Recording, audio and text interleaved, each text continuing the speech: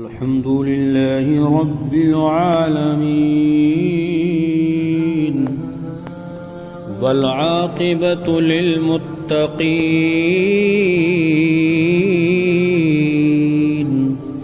والصلاة والسلام على سيد الأنبياء والمرسلين وعلى آله وأصحابه وأزواجه وأهل بيته وشهداء ملته وأولياء أمته وعلماء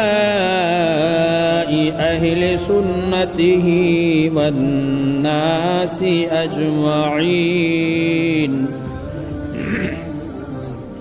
أما بعد فأعوذ بالله من الشيطان الرجيم. بسم الله الرحمن الرحيم. وما أرسلناك إلا رحمة للعالمين.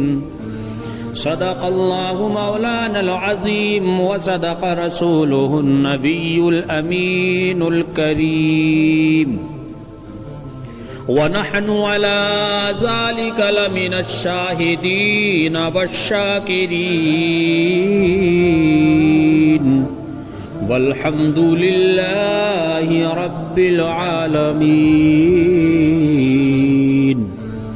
سنی من علی اللہ اکبر میزنم دم زبو بکر عمر عثمان حیدر میزنم قادری امن علی غوث اعظم میزنم دمز شیخ احمد رضا خان قطب عالم میزنم. محبت سے ہم اپنی گفتگو کا آغاز کرتے ہیں. ہماری گفتگو پہ دشمن بھی ناز کرتے ہیں.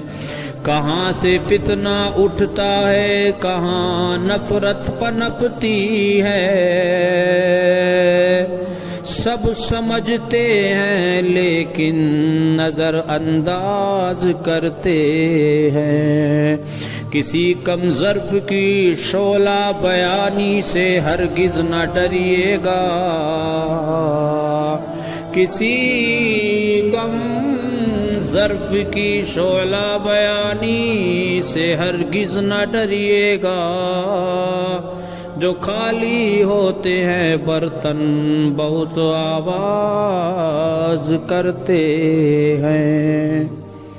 نثار تیری چہل پہل پر ہزاروں عید ربیع الاول سوائے ابلیس کے جہاں میں سبھی تو خوشیاں منا رہے ہیں.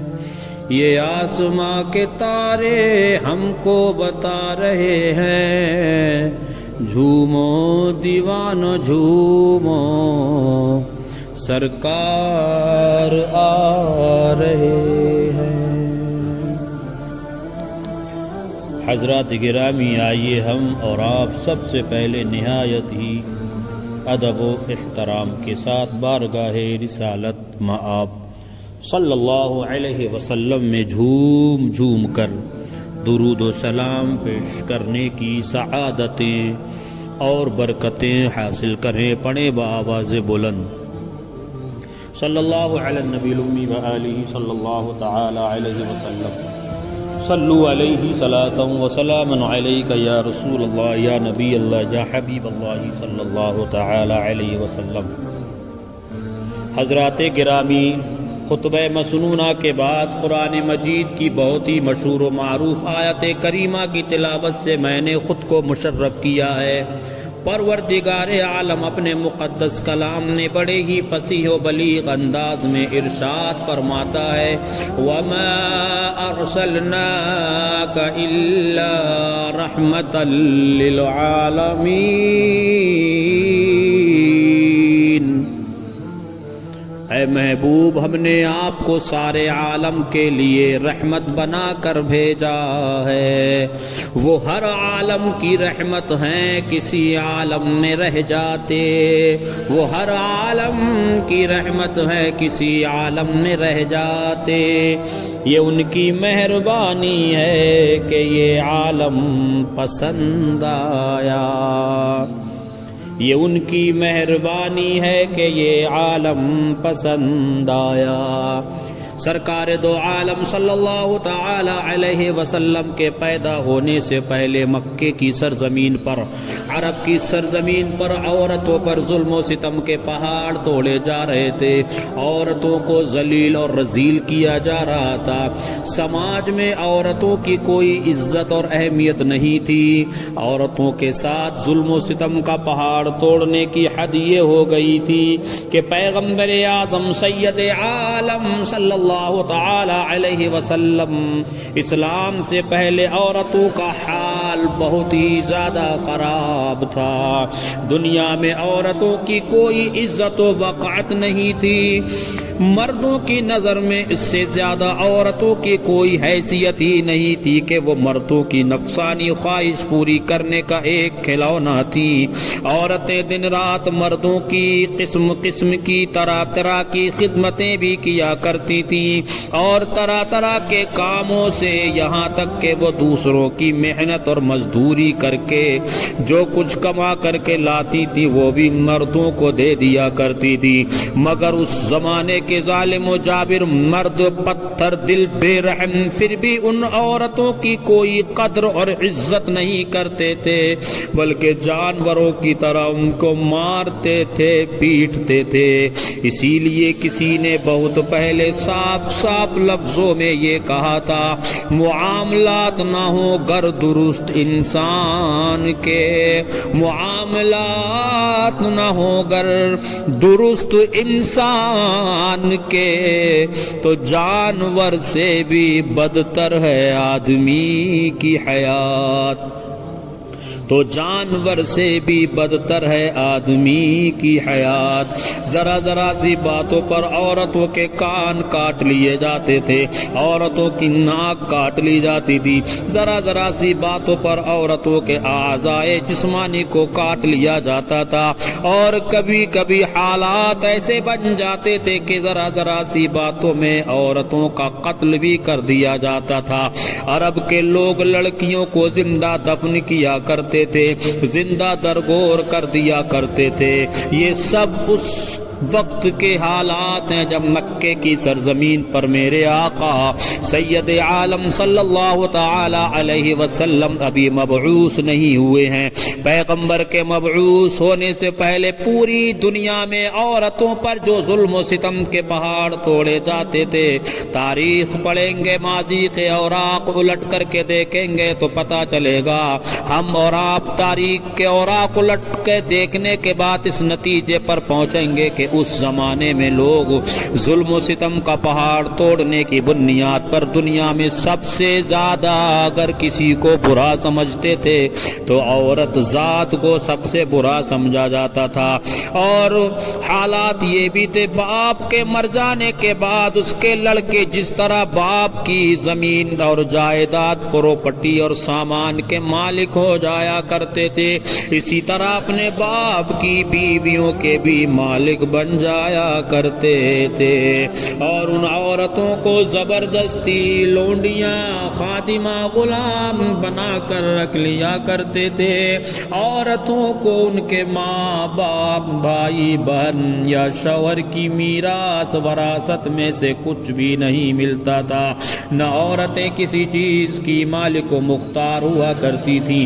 عرب کے بعض قبیلوں میں یہ ظالمانہ جابرانہ دستور تھا کہ بیوہ ہو جانے کے بعد عورتوں کو گھر سے باہر نکال کر ایک چھوٹے سے تنگ و تاریک کال کوٹری جھوپڑے میں 1 سال تک مقید یعنی قیدی بنا کر کے رکھ دیا جاتا تھا۔ وہ جھوپڑے سے باہر نہیں نکل سکتی تھی، نہ غسل کرتی تھی، نہ غسل کر سکتی تھی، نہ نہانا دھونا کر سکتی تھی، نہ کپڑے بدل سکتی تھی، کھانا پانی اور اپنی ساری ضرورتیں اسی جھوپڑے میں پوری کرتی تھی۔ بہت سی عورتیں تو اس کال کوٹری میں گھٹ گھٹ کر مر جاتی تھی، اور جو زندہ بچ بھی جاتی تھی تو 1 سال کے بعد ان کے آنچل میں اونٹ کی منگنیاں ڈال دی جاتی تھی، اور ان کو مجبور کیا جاتا تھا کہ وہ کسی جانور کے بدن سے اپنے بدن کو ٹچ کریں، یعنی رگڑیں مسلیں۔ پھر سارے شہر کا اسی گندے لباس میں چکر لگایا جاتا تھا، ان عورتوں سے اس حال میں چکر لگوائے جاتے تھے، اور ادھر ادھر اونٹ کی منگنیاں پھینکتی ہوئی چلتی رہی، پھینکتی ہوئی اونٹ کی منگنیاں چلتی تھیں۔ یہ اس بات کا اعلان ہوتا تھا کہ ان عورتوں کی عدت ختم ہو گئی ہے۔ اسی طرح کی دوسری بھی طرح طرح کی خراب اور تکلیف دینے والی، دل دکھانے والی وہ رسمیں بھی موجود تھی جو غریب عورتوں کے لیے مصیبتوں اور بلاؤں کا پہاڑ بنی ہوئی تھی، اور بیچاری مصیبت کی ماری عورتیں گھٹ گھٹ کر اور رو رو کر اپنی زندگی کے دن گزارتی تھی۔ ہندوستان کی تاریخ اٹھائیں گے تو پتہ چلے گا، اسی ہندوستان کی سرزمین میں بیوہ عورتوں کے ساتھ ایسے ایسے دردناک ظالمانہ جابرانہ سلوک کیے جاتے تھے کہ جن کو سوچ سوچ کر کلیجہ منہ کو آ جاتا ہے۔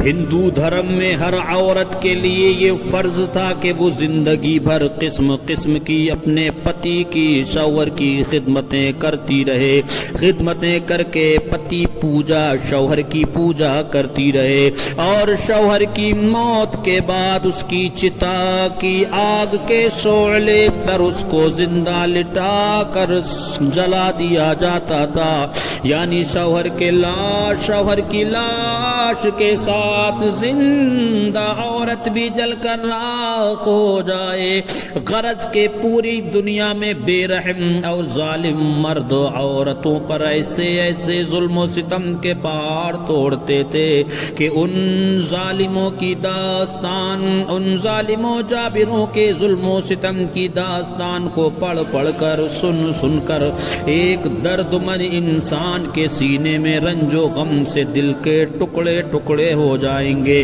ان مظلوم اور بے کس عورتوں کی مجبوری اور لاچاری کا عالم یہ تھا کہ سماج میں نہ ان عورتوں کے کوئی حقوق تھے، نہ ان کی مظلومیت پر داد و فریاد کے لیے کسی قانون کا کوئی سہارا تھا۔ ہزاروں برس تک یہ ظلم و ستم کی ماری دکھیاری عورتیں اپنی اس بے کسی اور بے بسی اور لاچاری پر روتی تھیں، دل بلاتی سسکیاں لیتی تھی، چیخ چیخ کر چلا چلا کر اپنے آنسو بہاتی رہتی تھی، مگر دنیا میں کوئی بھی ان عورتوں کے زخموں پر مرہم رکھنے والا، ان کی مظلومیت کے آنسوؤں کو پوچھنے والا دور دور تک نظر نہیں آتا تھا، نہ دنیا میں کوئی بھی ان کے دکھ درد کی فریاد کو سننے والا تھا، نہ کسی کے دل میں ان عورتوں کے لیے بال برابر بھی رحم و کرم کا کوئی جذبہ تھا۔ عورتوں کے اس حال زار پر انسانیت رنج و غم سے بے چین اور بے قرار تھی، مگر اس کے لیے اس کے سوا کوئی چارہ کار نہیں تھا کہ وہ رحمت خدا بندی کا انتظار کرے۔ ارحم الراحمین غیب سے کوئی ایسا انسان یا سامان پیدا فرما دے کہ اچانک ساری دنیا میں انوکھا انقلاب نمودار ہو جائے اور لاچار عورتوں کا سارا دکھ درد دور ہو کر ان عورتوں کا بیڑا پار ہو جائے۔ چنانچہ رحمت للعالمین کی رحمت کا آفتاب جب طلوع ہو گیا تو ساری دنیا نے اچانک یہ محسوس کیا، جہاں جہاں تاریک تھا ظلمت کدا تھا سخت کالا تھا، جہاں تاریک تھا ظلمت کدا تھا سخت کالا تھا، کوئی پردے سے کیا نکلا کہ گھر گھر میں اجالا تھا، کوئی پردے سے کیا نکلا کہ گھر گھر میں اجالا تھا۔ عورت کو بری نظر سے دیکھنے والوں، عورت کی عزت کے ساتھ کھلواڑ کرنے والوں، عورت میرے رب کی بہت ہی انمول بہت ہی قیمتی نعمت ہے، عورت خدا کی بہت ہی بڑی نعمتوں سے ایک بہت بڑی نعمت ہے۔ دنیا کی عورت دنیا کی آباد کاری اور دینداری میں مردوں کے ساتھ تقریباً برابر کی شریک ہے۔ عورت مرد کے دل کا سکون، روح کی راحت، ذہن و دماغ کا اطمینان اور بدن کا چین ہے۔ عورت دنیا کے خوبصورت چہرے کی ایک آنکھ ہے، اگر عورت نہ ہوتی تو دنیا کی صورت کافی ہوتی۔ عورت حضرت آدم علیہ السلام اور حضرت حوا کے سوا تمام انسانوں کی ماں ہے، اس لیے کہ وہ سب کے لیے قابل احترام ہے۔ عورت کا وجود انسانی تہذیب و تمدن کے لیے بہت ہی ضروری ہے، اگر عورت نہ ہوتی تو مردوں کی زندگی جنگلی جانوروں سے بدتر ہوتی۔ عورت بچپن میں بھائی بہنوں سے محبت کرتی ہے، شادی کے بعد شوہر سے محبت کرتی ہے، ماں بن کر اپنی اولاد سے محبت کرتی ہے، اس لیے عورت دنیا میں پیار اور محبت کا ایک خوبصورت تاج محل ہے۔ وہ عورتیں جو آئے دن اسلام کے خلاف بکواس کرتی رہتی ہیں، وہ مرد جو آئے دن اسلام پر انگلیاں اٹھاتے رہتے ہیں، آج پوری دنیا میں عورتوں کو جو عزت ملی ہے، جو وقار ملا ہے، جو اہمیت ملی ہے، یہ سب میرے آقا سید عالم صلی اللہ علیہ وسلم کا صدقہ ہے۔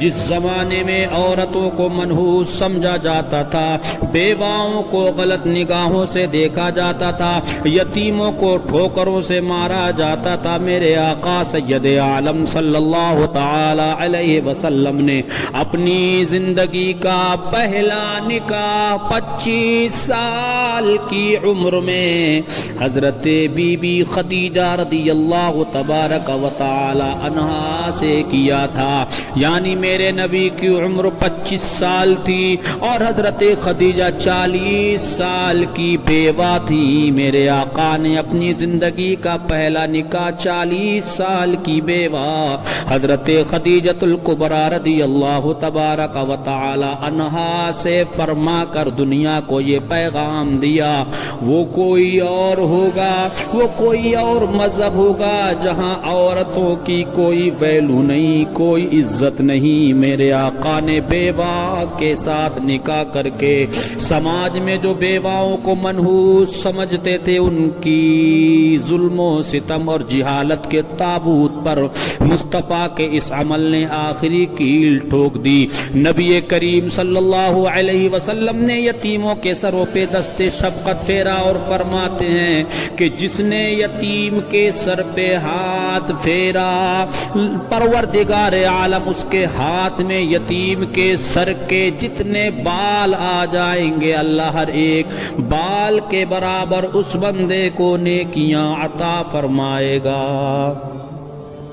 یعنی اسلام کی تاریخ ہے، اسلام کی تاریخ کو پڑھیں گے، ماضی کے اوراق کو کھول کے دیکھیں گے تو پتہ چلے گا کہ پیغمبر اعظم سید عالم صلی اللہ تعالی علیہ وسلم نے اپنے بیگانوں کے سروں پہ دست شفقت پھیرا ہے، بیگانوں کی مدد فرمائی ہے، بیگانوں کے سروں پہ دست شفقت پھیرا ہے، بیگانوں کی پریشانیوں کو دور فرمایا ہے۔ اسی لیے کسی نے کہا جو یاد مصطفیٰ سے دل کو بہلایا نہیں کرتے، حقیقت میں وہ لطف زندگی پایا نہیں کرتے۔